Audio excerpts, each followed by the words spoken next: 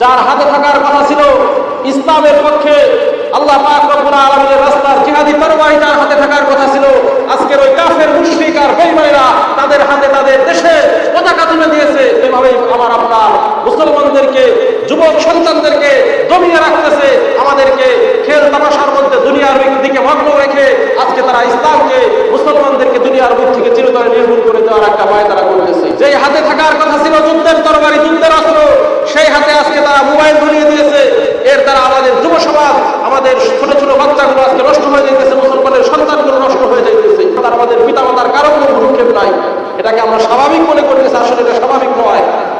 এটাই হচ্ছে ঈমান ধ্বংসের মূল একটা কারণ। এর মাধ্যমে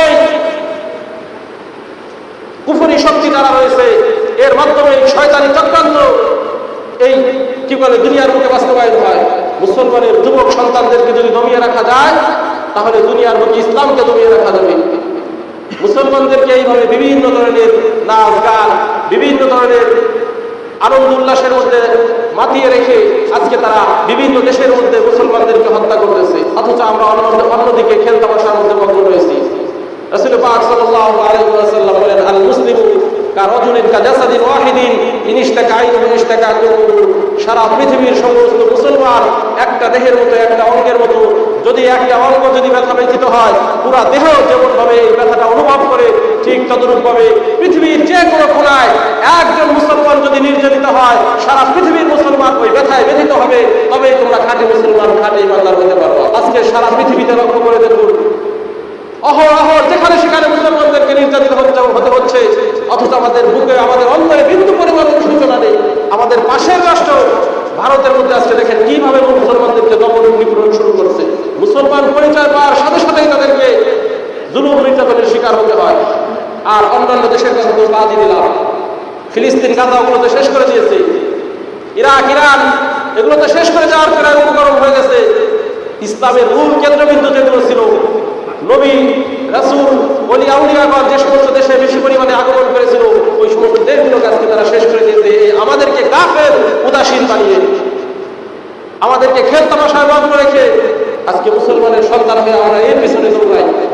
মাগুরার এক মুরব্বী, দাড়িপাকা এক মুরব্বী 10% জমি বিক্রি করে জার্মানের এক পতাকা বানাইছে। ফুটবল খেলা আসতেছে, জার্মানের এক পতাকা বানাইছে 10% জমি বিক্রি করে। কত বড় শয়তান হলে এই কাজ করতে পারে চিন্তা করেন। জার্মানকে ওর বাপদাদার দেশ, জার্মানকে ওকে চিনে, ওর খাবার দেয়, নিজের সম্পত্তি বিষয়ে জার্মানের পতাকা তৈরি করে। মানিকগঞ্জের এক যুবক ব্রাজিলের এক পতাকাটা লাগাইতে গিয়ে সেখান থেকে কিভাবে করে নাকি বিদ্যুতে আক্রান্ত হয়ে মারা গেছে। আজকের যুব সমাজ আমাদের কোথায়, আমরা কোথায় গিয়ে উপনীত হয়েছি? আমাদের অবস্থা এমন হয়েছে, আমার ঈমান আছে কি না এই ব্যাপারে আমার কোনো ভ্রুক্ষেপ নাই। ইহুদি খ্রিস্টানরা যে দিকে আমাকে পরিচালনা করবে, আমি অটোমেটিকলি সেভাবে চলতেছি। এই যে তাদেরকে সাপোর্ট করতেছি, ব্রাজিল, আর্জেন্টিনা, জার্মানি, এগুলো কি একটা মুসলিম রাষ্ট্র?